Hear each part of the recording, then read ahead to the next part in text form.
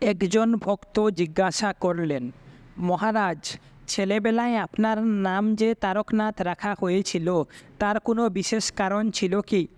মহাপুরুষজি বললেন, হ্যাঁ, শুনেছি যে অনেক দিন ছেলেপিলে না হওয়ায় বাবা মা তারকেশ্বরের মানত করেছিলেন এবং একটি ছেলের জন্য প্রার্থনা করেছিলেন।